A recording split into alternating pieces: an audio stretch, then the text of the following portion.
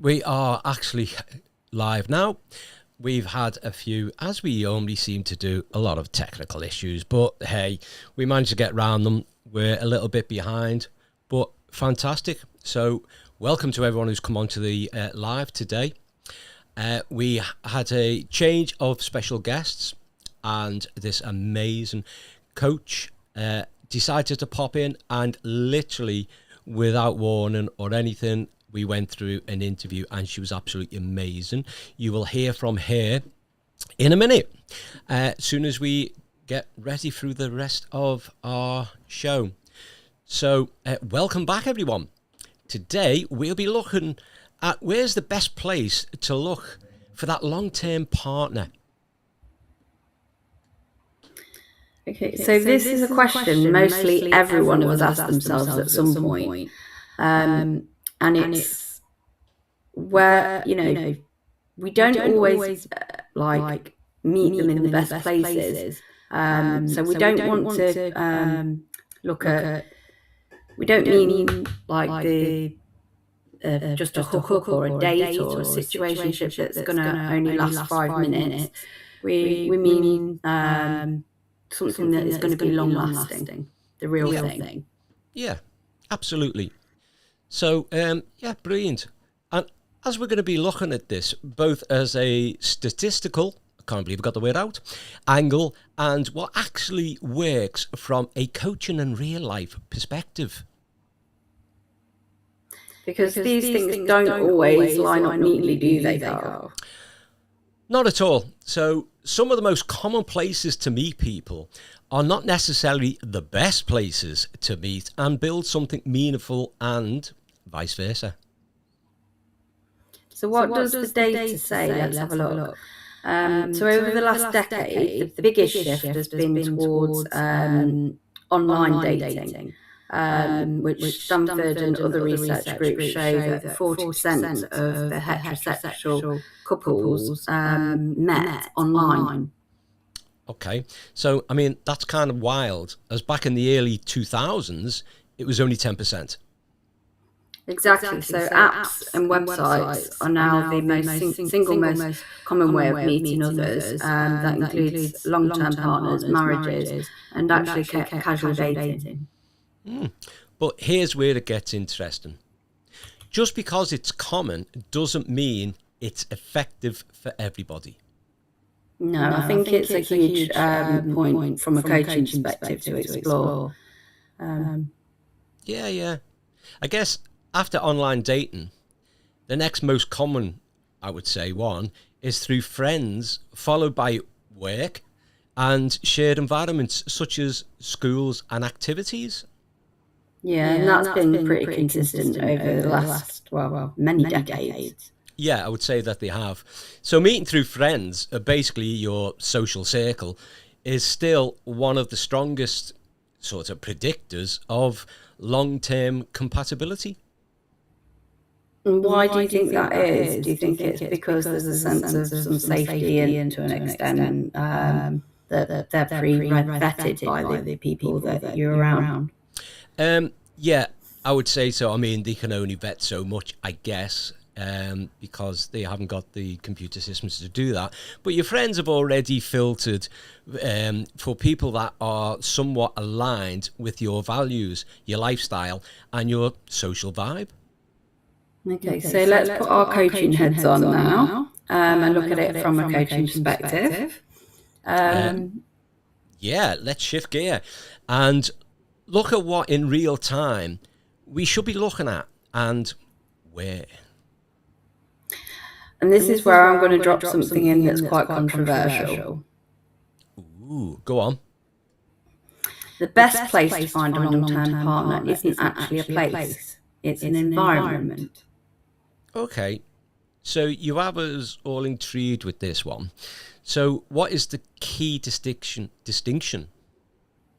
Okay, so from a coaching lens, the environment that produce the strongest and most long-lasting relationships is the ones that have three elements, key elements. Yeah. So you have repeated exposure to the people.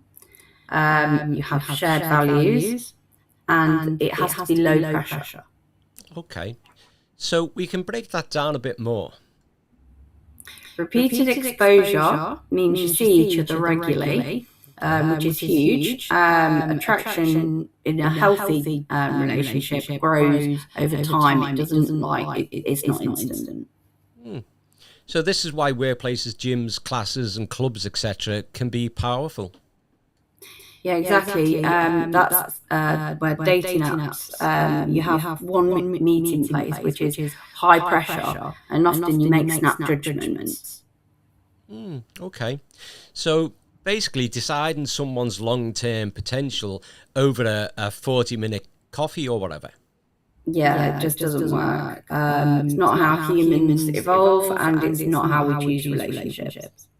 So the elephant in the room is dating apps. Are they good or bad?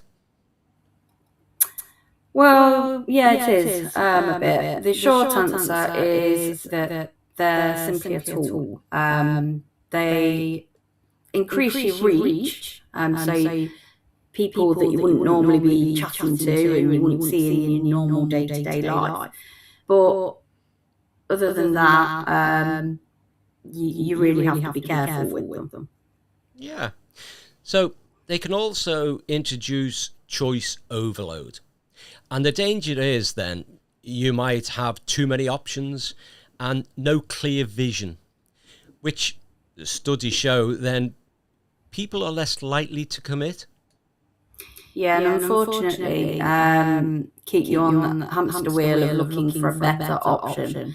So essentially, you can be full of like avoidant style people that just treat people as disposable. Oh, right. So it creates what many psychologists may name as the paradox of choice. Yeah, from a coaching perspective, the issue is not the apps themselves, it's how we use them. So if we treat them like a numbers game, it's a recipe for burnout. But if we use them intentionally, there may be fewer matches, but they will be more focused, which can be leading to a longer term relationship. Yeah, exactly. They require less quantity, but you have to work harder to find the quality. And more discipline, and have a personal insight and vision yourself as to what's going to be right for you to get everything right. Yeah. Okay. So what about meeting through friends? This one many times is underrated. Yeah, I'd agree with that.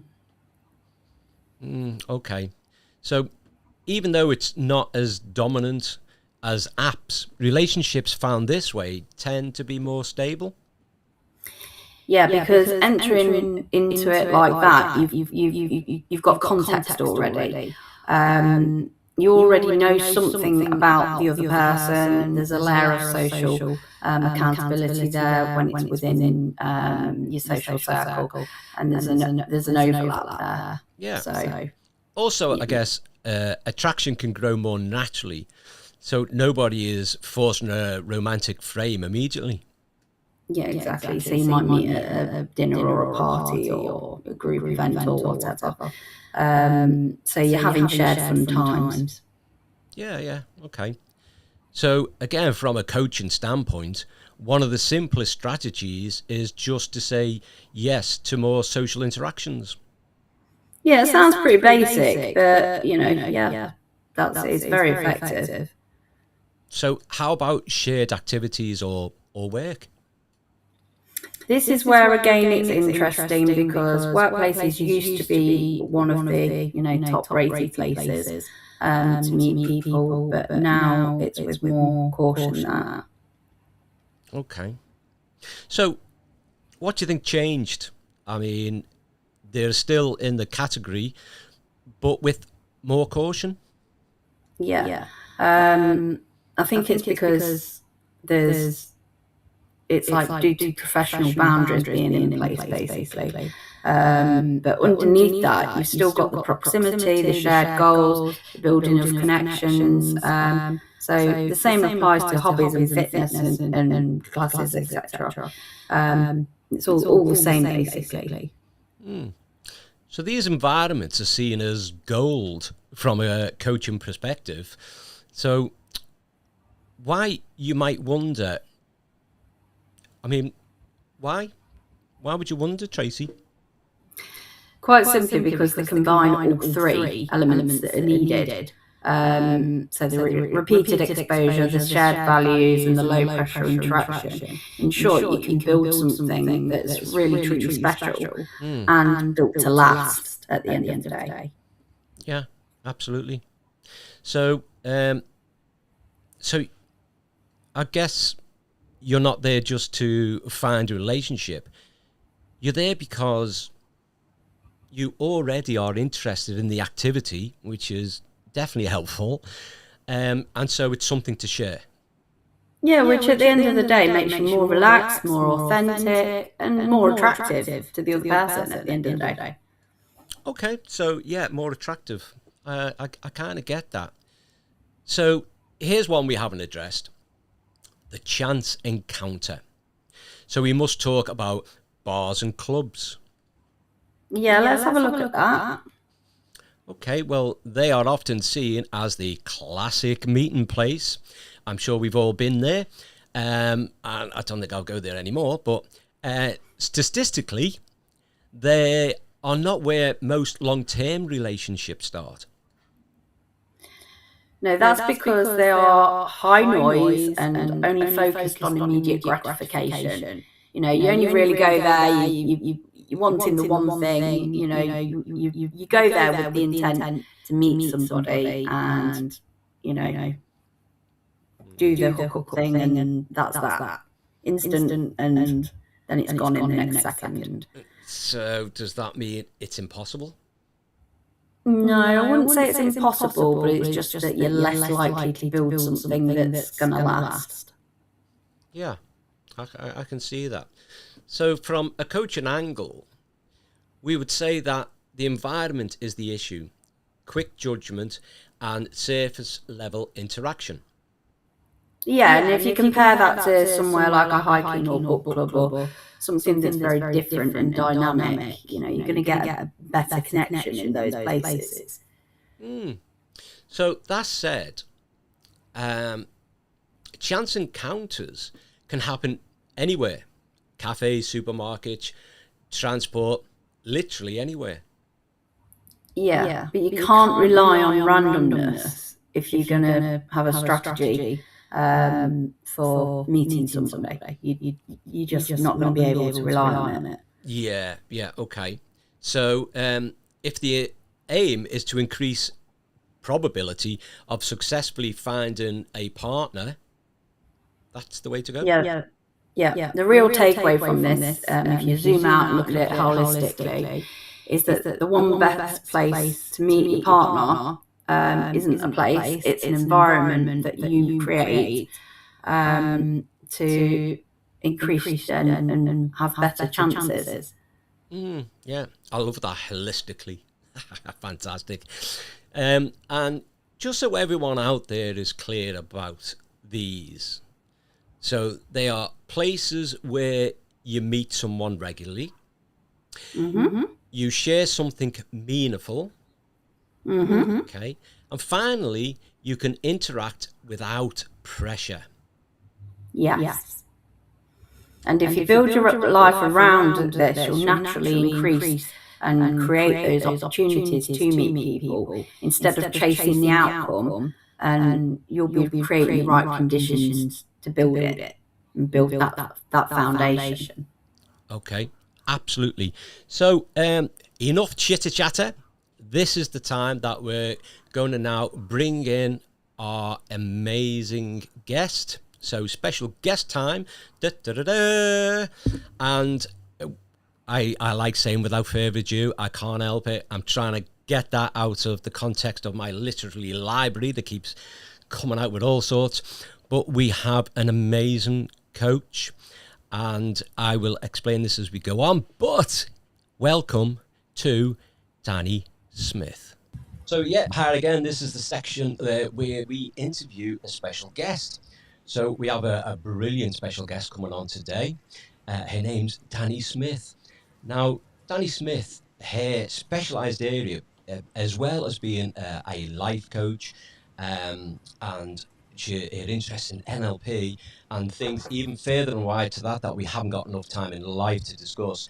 But her main favour is towards really deep transformational coaching, right? Really getting in there. So without further ado, let's introduce Danny Smith. Hello. Hi, Danny. How you doing? I'm good, thank you. How are you guys? Do you know what? I'm all right. As usual. So let's kick it off, right? So first thing I'll say is, Danny, we know so little about people. So, I mean, I gave you a little bit of an introduction there, and I probably missed out so much about you and your life and your interest, your coaching and, transformational deep coaching. Sounds absolutely amazing. So if you can just give us a quick heads up on what it is about this transformational side that you find so interesting. I would say because I was a life coach client myself a few years ago, because I needed some healing, the way that my coach did it changed me so deeply and so profoundly that I felt so inspired to want to do it for other people because of the impact and the difference that it makes for people. Like, it changes you on such a cellular level. And just you feel like a different person afterwards. And it's like, say you're a tree and you are completely ripping out the root. I'm a tree. So that exactly, everyone's a tree, and it means it's ripping out that root so a new healthier tree can grow. And that's like the premise of what I do and what I love to do. So today, right, and what we're going to talk about is we're going to talk about, where are the best places to meet partners? Okay, so I know that, before anyone's going, oh, this, that, and the other, and you're already in a relationship. So by all means, you can bring into how you met your partner and whether it relates to that was the best place or not. So feel free to. So, so in your view, what would you say a good place actually means? I think a good place means is it's not just like a location, but it's also how you are in yourself, because you have to be in a good place within yourself in order to meet a partner and sustain a relationship and to have a relationship in a healthy way. Because you can meet partners left, right, and center, but the difference is actually creating a sustainable, healthy relationship. And you're not going to do that until you're in a good place in yourself. Yeah. And exactly, because you can meet them anywhere. You could literally bump into them on the street, you could meet them at the supermarket, you could meet them at a party. In my case, I met my partner because we were friends for 6 years, which personally I think, it's probably one of the best ones, is to be friends with someone before. But it wasn't until I had done the work that I needed to do in order to be able to sustain a relationship that it then actually came in for me. Wow. Absolutely. I think you just answered about 6 other questions we were going to ask. I'm going to pass you over to Tracy.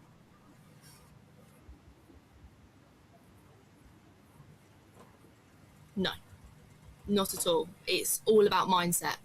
Because again, you can meet anyone, anywhere, but it's about who you are as a person and also who they are as a person, because you've got to meet each other where you're at. And if you're not in the best mindset, you're never gonna have a sustainable relationship. So mindset, 100%. If you get that right, you're thriving. Wow, brilliant. So, how, in your opinion, have dating apps changed our perception of where we should meet people? Oh, I don't like dating apps anymore. yeah, good. No, I've done the dating app thing. I mean, I'm that generation. I don't think they're that sustainable or that good for meeting people.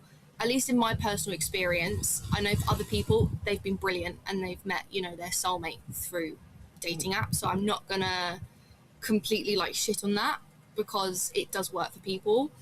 But I would say when it comes to dating apps now, is like it's a little bit like you're shopping and it's just nope, nope, nope, nope. Oh, okay, yeah, they might do. It's just you're not meeting people for who they truly are. You're literally basing them off face value, which I guess is what you do with people when you first meet them anyway.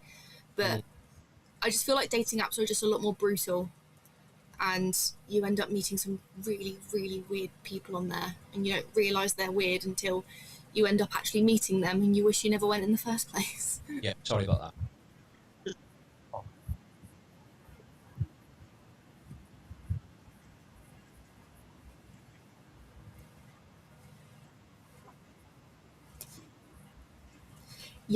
Yes, there is a hell of a lot more people like that than I would say people that want to actually be in a relationship. And you've really got to filter through all of that. Because again, when it comes to people with those avoidant personalities, is they will start off sounding like they are the best person in the world and that they are exactly what you want.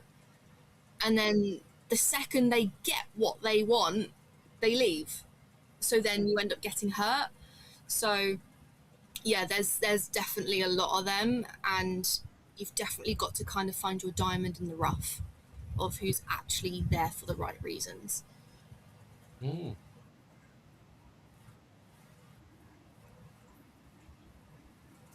Yeah. Okay. So, what? Oh, I love this one. So, what are some of the underrated places to meet people where meaningful connections tend to happen? Oh, that's a good question. Yeah, I mean, to me, an underrated place will probably be somewhere like the cinema. You know, I was just thinking that. yeah, and people are like, oh, I'd never meet anyone in the cinema. And you say, you'd be surprised because the first thing is that you both got the same interest. Because if you're both there, you like the same kind of film or whatever. So, what do you think? Yeah, I mean, maybe the most, underrated, weirdest place you could think of is say that you run into someone at like McDonald's or something. Well, yeah. I mean, you never know. Again, you can meet anyone anywhere. Yeah. Yeah.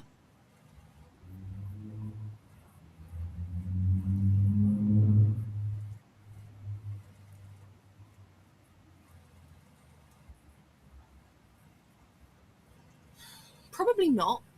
The most underrated places I would probably say is maybe like coffee shops. A lot of people go there, at least by themselves, where to do, business or to just kind of get out of the house, have a change of scenery. Mhm. And I think that those are relatively safe places as well. And you can build a lot of great connections with people in kind of those kind of spaces. So yeah, I would probably say, coffee shops. I mean, if you have any clubs, I mean, if you go to the gym, I know a lot of people that have met, their partners through the gym. If you do any classes or any kind of sport, you can meet people that way. This probably isn't a great one, but I've definitely met previous relationships through working together, which I did create a sustainable relationship from that because we were together 4.5 years. So it is possible for those kind of things. It's not so much a hobby, it's more so, the in common is you're there to pay bills. But yeah, I mean, hobbies, if you're going to classes, if you're going to the same things, the gym, things like that, you can easily meet other people and you've already got that kind of common interest. Yeah, yeah,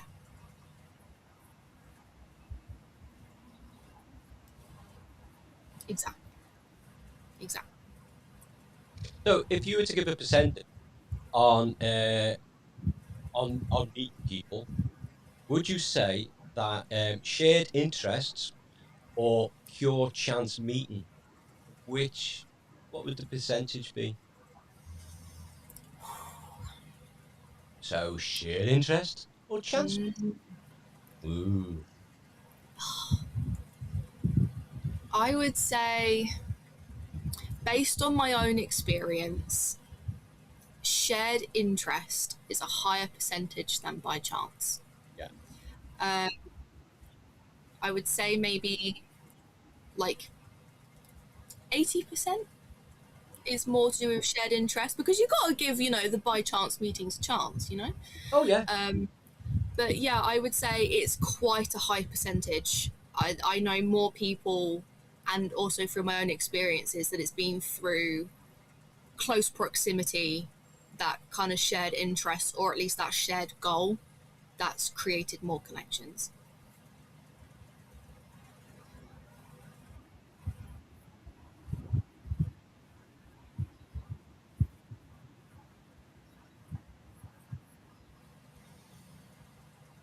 Hmm. Yes and no. I mean, I'm an ambivert, so I can go both ways. Um, Obviously, introverts and extroverts are naturally going to approach dating differently anyway, and I I would encourage people, whether they're introverts, to put themselves out there a bit more, and that should be their strategy, is to just be a little bit braver and to get out of your comfort zone. But then on the other end of the spectrum with extroverts, I would encourage them to maybe slow down a little bit and just be a little bit more aware of the room and aware of who's there. You don't have to be the center of attention all the time, especially if you're trying to find a partner. Just it's being a bit more mindful. So I would say when it comes to dating, introverts could learn something from extroverts and extroverts could learn something from introverts, Wow. and then eventually meet in the middle. And what are you? An Amber.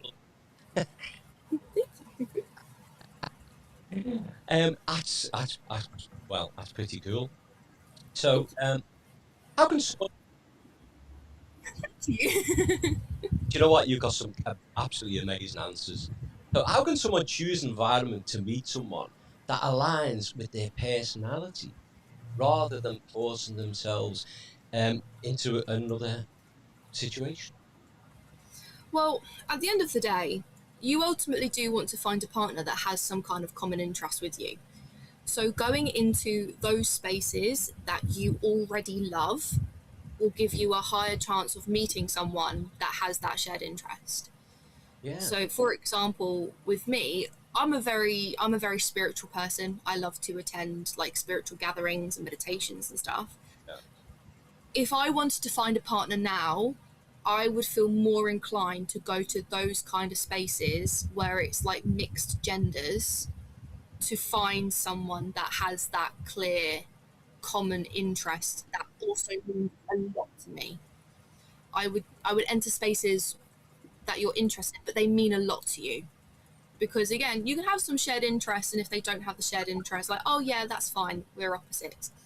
But where having a shared interest really matters to you, go into those spaces to probably find someone that has that, because that's what you essentially require, is a non-negotiable. And I guess it kind of takes the whole, like, you meet them, get to know them, and then you find out you like it. You kind of know straight off the bat. Yeah. Brilliant.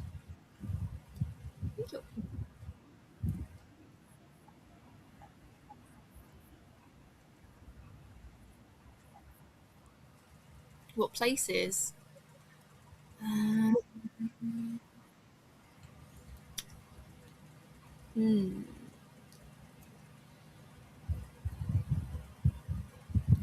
have to think about this. I've got ADHD, so I always have to make sure that I repeat the question over in my head so I remember it. What makes more conducive for connections? Genuine.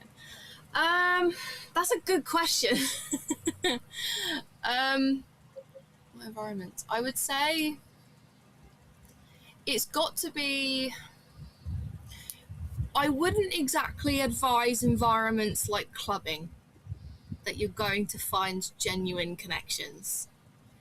Also, like pubs, you will get someone, you can get the off chance that you do meet like your soulmate through that. I would say environments like that where there is the kind of motion, predetermined motion that you may meet someone and it's usually for the essence of sleeping with them, I don't think you're likely going to find a genuine connection. It's not to say that you won't, but it's much more likely that you won't, compared to, like coffee shops, or if you're at work, or those classes and all those, where you're not necessarily the prime objective to those places is not to find a partner. It can be obviously a little like hope, but with places like pubs and clubs, you are there with the objective of bedding someone. So at least with those other kind of environments, it's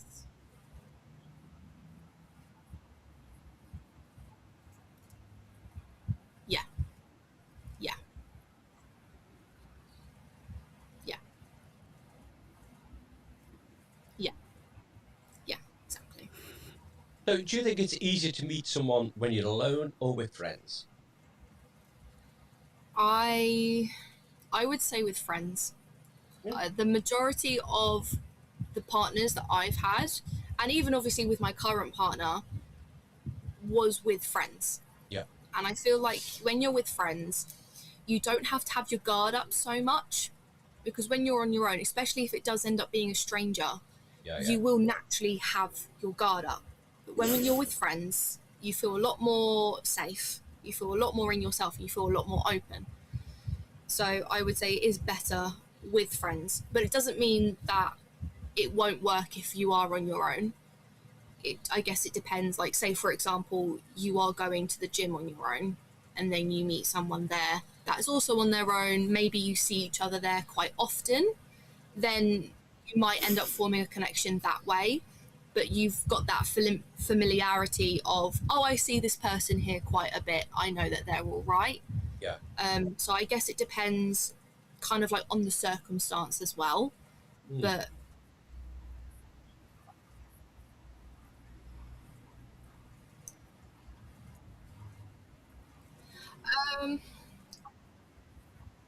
yeah, yeah. Whether it's pre-vetted because, say, you're meeting, friends of a friend, or this big friendship group and all that. There's that vetting there already. Say that you've just started a new class, or you are going on a night out or something.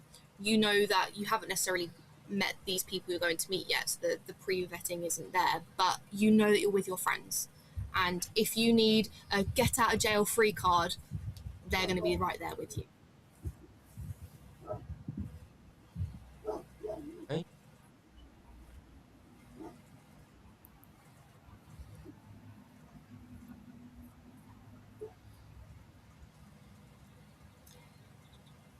Honestly, I think it does come down to mindset, because you can meet anyone anywhere, and it can also be that you've already met them and you're not really looking.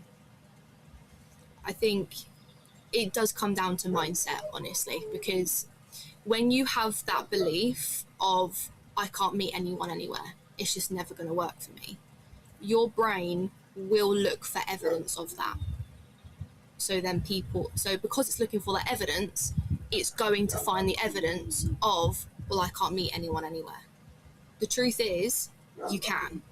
It just comes down to having an open mind and just not being so harsh on yourself. Like, it will happen when it happens. And at least in my case, it was happening in front of me and I didn't even realise. It's just, it does come down to mindset. And if you're open and you don't put so much pressure on yourself, you're going to be so much more likely of finding someone. And if you are so convinced that you're never going to meet anyone and there's no place to find them, chances are you won't, because you're not letting yourself actually see it. You're blocking your own way. So you can meet anyone, anytime, anywhere. That sounds like a quote from Wild Success. It does. Exactly. You can use it in relationships too. You can find someone, anyone, anywhere, at any time. Absolutely. Well, I was going to say, what do you think the most common mistakes that people make when trying to meet partners in real life? I would say it's putting too much pressure on the potential of a relationship. Because whether you're meeting someone from, a dating site, or you've met them through like a common hobby or anything like that, and you're going on your first meeting, there is so much pressure to find out all these things about them to see if they're compatible with you. And I've definitely been a victim to this, where I've gone out and met people and instantly written them off. But that is so detrimental, because you're not going to really find anything if you're doing that, and you're being so hard on it. Because by being so hard on, being so focused on finding the right person, you are blocking the potential of actually building a genuine connection. So yeah, I would say you're being too hard on yourself, but you're also being too hard on the other person to meet your requirements, and you don't even know them yet.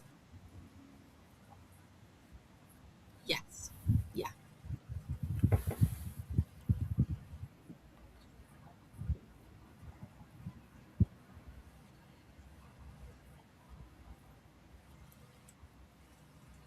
Mindset.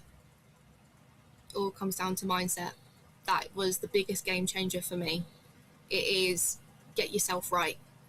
And it can just be a small thing of learning to, I guess this isn't a small thing, it's a big thing, but you can use small actions, and it's learning to love yourself.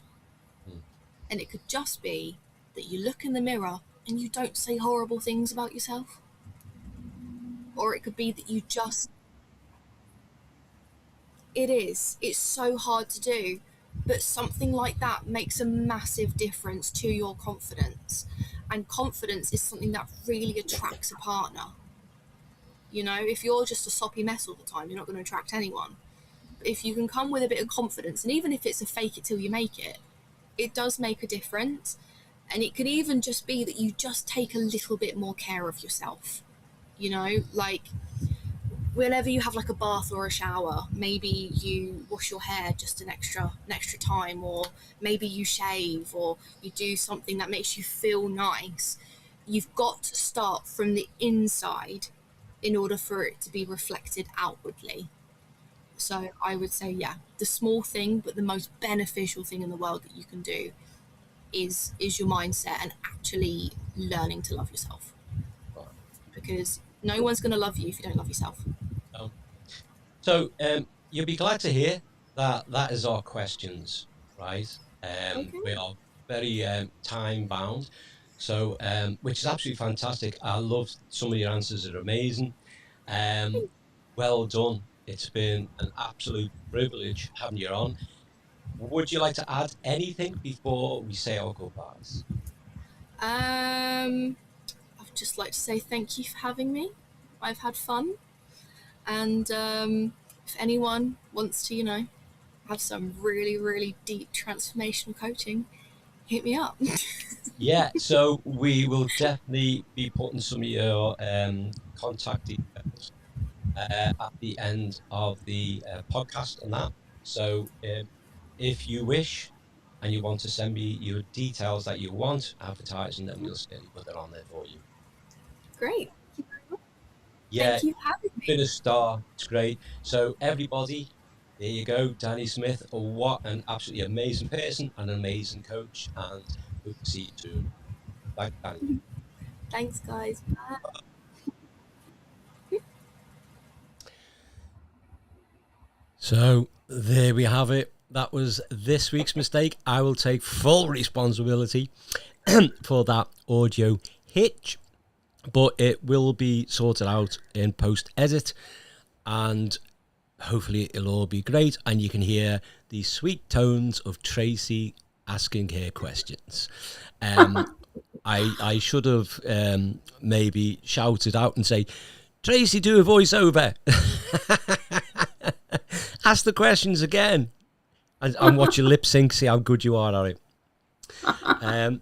So, anyway, firstly, this is a section that we have changed slightly. And what we're going to do now is we're going to get into some lyrics of a song. Now, I'm going to say the lyrics, and I'm going to say it as difficultly as possible, because it's hard to say lyrics without the tune coming into your head and suddenly you rattle it off like it's the song. But I'm going to give you some lyrics, and what I want people to do is listen to them, and if you think that you know what the song is, then send a message in, call us, text us, or whatever you want to, and we will randomly pick the first winner of the show and contact you to forward you a prize. So, start getting your fingers going. Is everyone ready? So, here we go. Listen in. Tell me something, girl. Are you happy in this modern world? Or do you need more? Is there something else that you're searching for? I'm falling. In all the good times, I find myself longing for change, and in the bad times, I fear myself. So tell me something, boy. Are you tired of trying to fill that void? Or do you need more? Ain't it hard keeping it so hardcore? I'm falling. In all the good times, I find myself longing for change. And in the bad times, I fear myself. I'm off the deep end.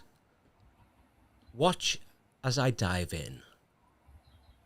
I'll never meet the ground, crashing through the surface where they can't hurt us.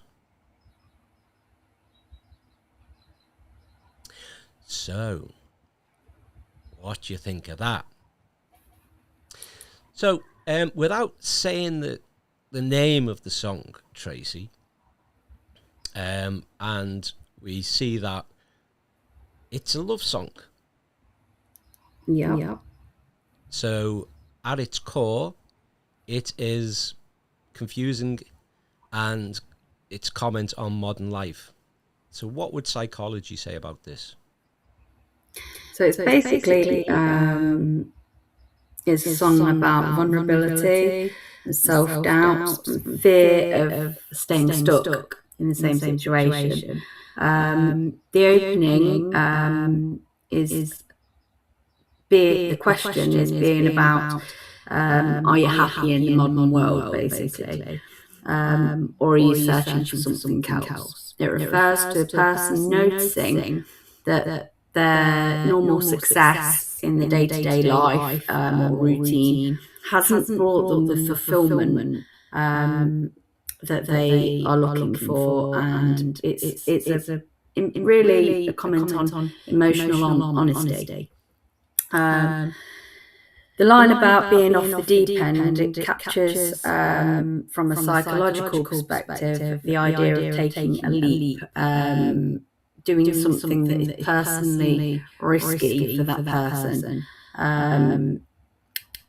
but at the same time where there's hope and fear that's existing at the same time because they want change.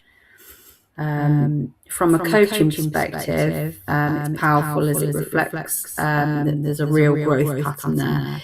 People often don't transform when they're ready. They transform when they become more afraid of being stuck in the same situation than they are of taking that leap and doing the change. There's also a strong theme throughout the song of attachment and safety. The lyrics suggest that both characters want connection that allows them to feel seen and heard without fear and judgment of being hurt, basically. And it aligns with the concept of secure relationships and helping people regulate their emotions and having a sense of self, which in turn sees the song not just referring to romance, but also knowing themselves better. Okay. So what would sociology say? Oh, sociology would say the song is a critique of surface level modern life, asking if people are trapped by their roles, their expectations, and the performances that people have to put on rather than a genuine connection.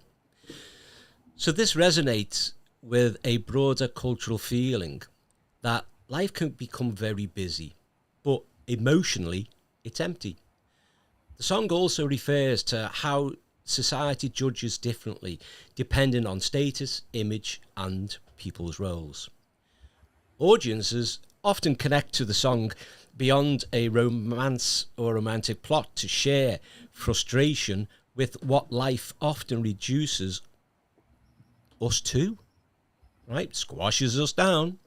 So the message, moving far from the name of the song, which I can't say, in plain terms, gives people a word for wanting something deeper and more meaningful in their lives. So from a coaching perspective, the song basically refers to recognising that dissatisfaction and choosing to transform. To grow, the characters don't pretend that everything is fine, and they name the void. They name that there is fear and there's a desire for change.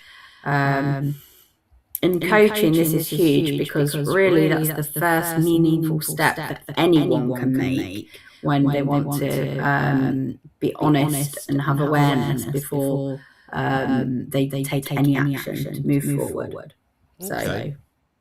So a coach would ask the client things such as, what am I tolerating? Okay. What am I trying to fill? And what would it look like to life with more depth in your life? Yeah, it models a useful principle that change often happens when you have connection and when there's courage there. The song suggests that people move forwards when they're and they find a relationship, an environment, and an inner knowing that creates a platform for honesty.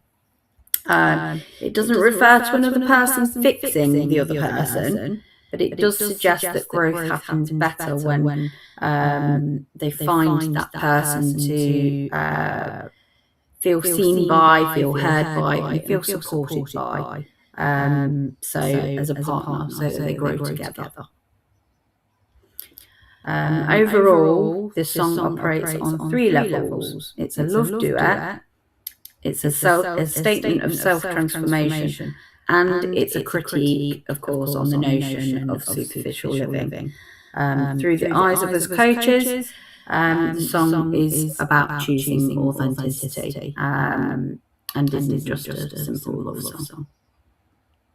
Yeah, okay, that was quite in-depth. And I still wonder if anyone's got any idea what the song is. I tried my utmost best to disguise the lyrics as much as possible. To a point, even I forgot what the song was.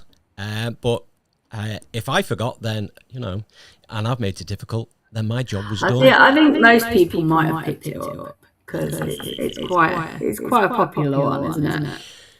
Yeah. So we'll know when we know, and good luck to whoever gets it right first. So absolutely brilliant. So next week, have we any idea on our special guest? Who do you think it's going to be? Because we've got a pot full of people. That's and it. Yeah, be surprised. Yeah, we just never know. We have got many people. A few people have reached out to us as well, and we've put them on the back burner because we don't want to have too many recordings just piling up, and we lose where we're up to.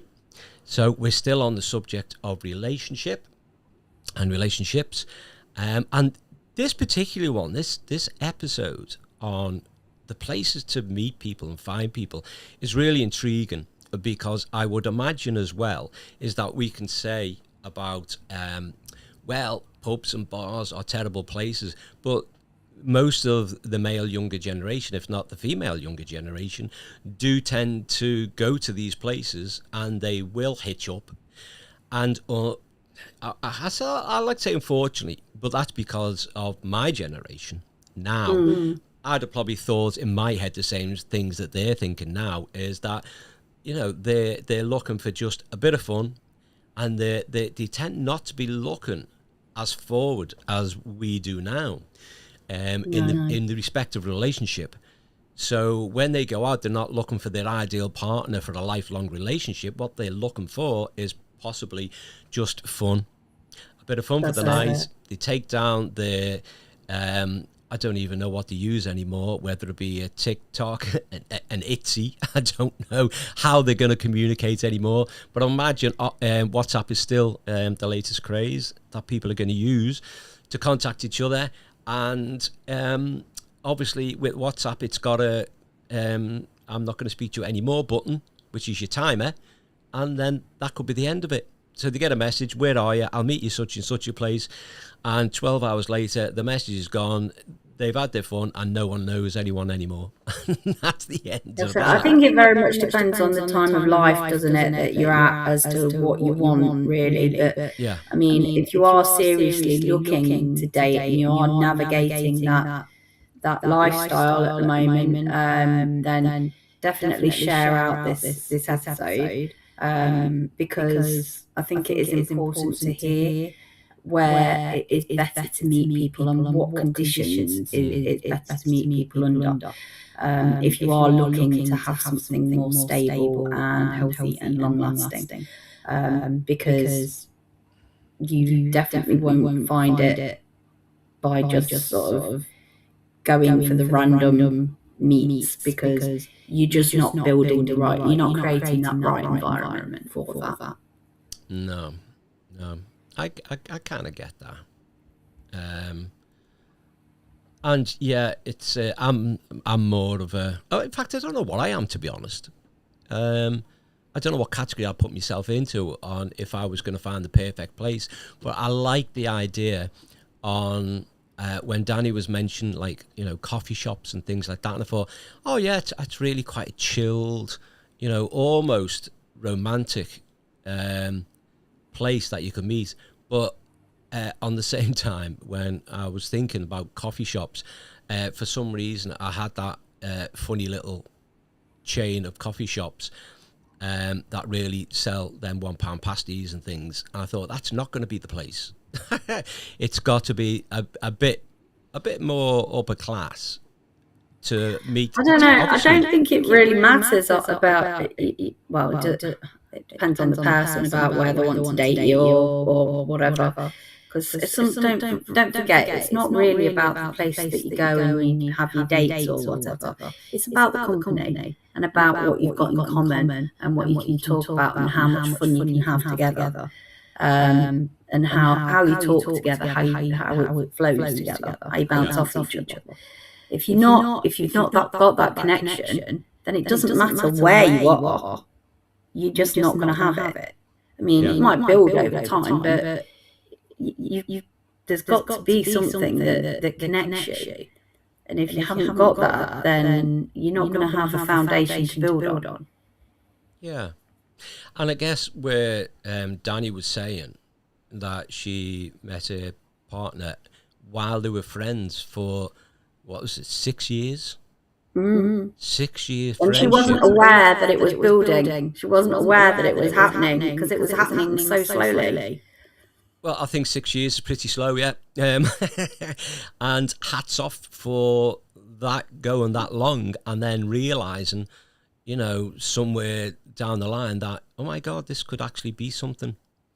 And do you know what? I personally, I would have thought to myself that after 12 months of a friendship with somebody, that it's not going to go anywhere, this.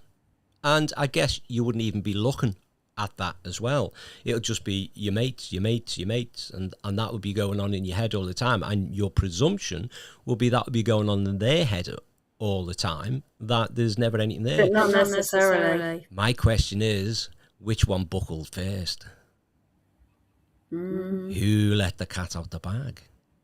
That's it. Danny, you'll have to tell us which one of you. Interrogate. Yeah. Which of you failed the friendship circle and just went out there and said, maybe this could go a little bit further. So, was it you or was it him? Okay. That's it. So, go on. I just think that there's probably signs, but it's whether like the other person picks up on it or whether they're like, I don't know, open to it. It's all about openness, isn't it? I think the problem is, and I guess in my belief, it's usually blokes, they read the signals wrong. So we might be getting the right signals, but interpreting them into something completely different. And then, obviously, because your mind is already set on, well, we're just mates, so that can't mean that. That's just me creating something that doesn't exist. But it's existing, it's growing. And you're still going, looking and thinking, no, I'm looking into that too much, I'm looking at that wrong. And then the other person's going, oh my God, can I not make it any more obvious? Yeah. You're going, Yeah. no. And I think mainly because we're afraid, especially in a friendship that's been that long, to say, I recognize that signal. So you turn around and then you reciprocate, and the fear is that you did read it wrong, and they go, what are you on about? You like me brother, you like me sister, and you're thinking, wow, that went south very quickly. And then obviously at that point, all them thoughts go well out your head. But like I say, I think the biggest thing in anything, including relationships, is the communication, and clear communication, because we are too easy at making it hard. And just things like you say, if you're interested in someone, and instead of giving it a day or two, or even if you're that spontaneous, you go, listen, I quite like you, so do you want to go to the next level? Do you want to take the next step? Into our relationship, becoming more solid and more us kind of thing. And who should it be? Should it be the male or the female? This is a bit controversial as well. So, okay, the argument in my view, it should be, I mean, this is a personal thing, but I think many people might go with it, is that the male should be the leader in the relationship. Yeah, okay. I'm sure there's a lot of bra burners out there that will probably say no. Possibly. But this, I am saying, I'm holding my hands up and saying personal choices. Yes, absolutely. But I do understand that. It's like their role to be provider, protector kind of a thing. Yeah. So there's still a lot of ladies out there that prefer the man to do the first step.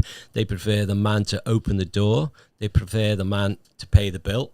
And I don't really see anything wrong with that. But as long as you don't, in the same sentence, start saying, yeah, but I want this, and you don't need to do that or whatever. But then if you're prepared to wash the dish at the same time, oh God, someone's going to send me some hate mail on that. So I'll clarify that I actually do all the dishes in this household. Well, actually, I'll rephrase that. Right, I put the dishes in the machine that does all the dishes in this household. So there you go. I think, to be honest, in every relationship, you have to form a sort of like an unwritten bond between you about who does what. You know, it's kind of as long as it's a partnership and you kind of you are 50-50 in it's not all on one person. Then yeah. You can work. Absolutely. And in everything, whether it be work, whether you're business partners or whether you're in a relationship, the word compromise will come up without a shadow of a doubt, and everyone needs to compromise. That's right. As long as it's not the bloke. And it's also about seeing if there's any problems there. It's a problem that is the problem, not the people. The problem's the problem, not the people. Who brought the problem to the table? Yeah, because there's sometimes like in relationships where it can go wrong, where this is looking from it as a divorce coach. You can just people find it too easy to sort of fight against each other. You did this, you did that, blah blah blah. Rather than seeing the issue as the issue that they both need to combat together. So you're always a team. Yeah. This is the problem that we're up against. What should we do about it? Do you know what I'm saying? Yes, I do. Even if I didn't, I would say yes, I do, because I was taught very early in life never disagree with a woman. So, and that's why I've survived so long. But yeah, I do. I get that. And sometimes if you're quite strong in your head, it's difficult to go through compromise. It's my way or the highway. And I've heard both sides have come up with the same kind of statement, whether it be male or female.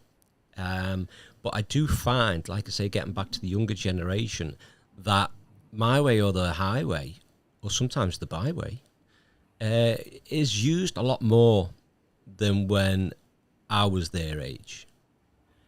It's it just seems to be so easily thrown out there, and the relationships tend to be easily thrown away without a second thought.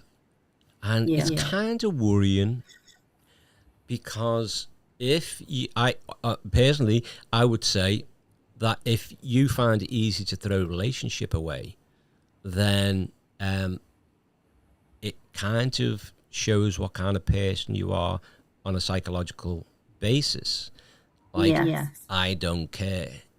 Yeah. Because so I would imagine. Yeah. For me, I always thought that like a relationship was forever. So it's it doesn't always work out like that. But it is. I mean, I've had two failed relationships, 2 failed marriages. But at the end of the day, it does take work. Relationships do take work, and you don't have to give up the first hurdle. Yes. So, tell me about these failed relationships. How did it make you feel now? How did it make me feel now? Actually, I wasn't asking that as a question. But go ahead then, answer it. That was me being Freud. I don't know everybody spoke, to be honest. So, Yeah. No. I think at some point there will Long be. story. Another tale. What I'm going to do is a solitary single solo on my own podcast, and I'm going to bring you on as a guest, and about your life as you went through divorce and breakup. Oh dear Lord. Oh dear Lord, yeah. Now, two things can happen here. Either you become really famous, or your exes are going to be sending you some fan mail. I think the latter is more likely. Yeah. So, but the thing is, as I've always said, people bitch on about things that affects them, and they take it personally. If you took it personally, then my thoughts are maybe you shouldn't have been the way you are. And then you get people saying, I'm not happy you're saying that. Well, I'm not making up stories. They're truths. We ask people to come on and give us their truths, not a version of it, just their truths. And if it's true, no one can do anything about it. It's just sad, you know. And some of the situations are sad that people have had to go through, what they've had to go through, from what started out as the best time of their lives to the worst time of their lives. And, you know, it's probably hard for people to understand that without going through it. So I would say definitely. There's very, very few people that understand where some particularly toxic relationships can break down. yeah. And people don't always understand the reason why it was up and down for a long time. Yeah. They just don't get it unless you've been through it, and unless you've experienced the same sort of things. You just won't ever get it. Yeah, absolutely. So So yeah, it's I mean, this is a topic that will be brought up into one of the episodes. And because we are still on relationships. So relationships, it starts with meeting someone, and we're going to go through all parts of the relationship, right through to those who decide to get married, and to those who got married and it worked incredibly well up to this point, and those who went through marriage and it ended up with breakup, or it went right down to divorce. yeah. And this will give our viewers an insight on the effects that it has on people. And it's not just the people who are breaking up that affects, it's the family, it's kids, and pets. Yeah. People always forget about that. Yeah. And also, like, to look at what happened, like, in between, or how it started out, and how maybe to a point, people often miss red flags. They miss the red flags, and often that's not on purpose. That's because they have so much hope inside that things are going to be okay. Yeah. That, you know, they just sort of brush over the bad bits and everything. But a lot of, or if they're a bit naive and, you know, don't recognise the red flag in the first place, you know, because they just see it as, you know, well, maybe this is how it is for some people, you know, it's one of those things. But I think it's important that people do know how things can start in the beginning, which is why all this discussion about where the right person to meet, where is the right environment, where, you know, and how long you should know them, and etc. Before you get together with them, because I think the beginning is where it all starts. If it is like toxic, or if it's going to turn toxic, then that, in my experience, this is my personal experience, that's where it all stems from, really. Yeah. So, Difficult one. It is a difficult one. But I mean, knowing what I know now, if I'd have known that back then I definitely wouldn't have taken the path that I did.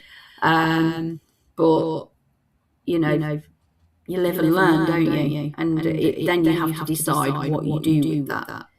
What you do with that trauma, whether you turn it, you live in it, you stay stuck in it, and you ruminate on it, or whether you decide to turn it into something good. Yeah. And even though it's a sad and horrible thing to happen when we talk about divorce and breakup, I guess it turns you into the person you are now.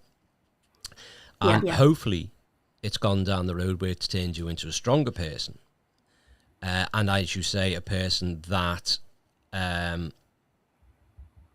that can, see these red flags more obvious next time.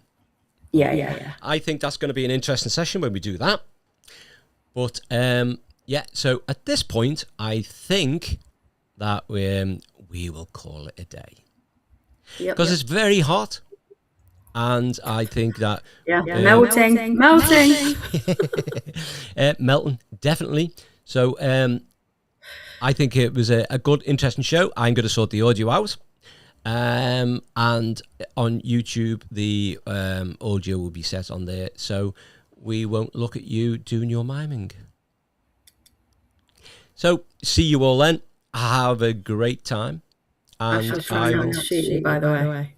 Yes. It's lucky that there's quite a distance that not even the best sharpshooter will make that hit. But yeah, so see you again on Friday. Take care and have fun. Bye. See you later. Bye. Bye, everyone.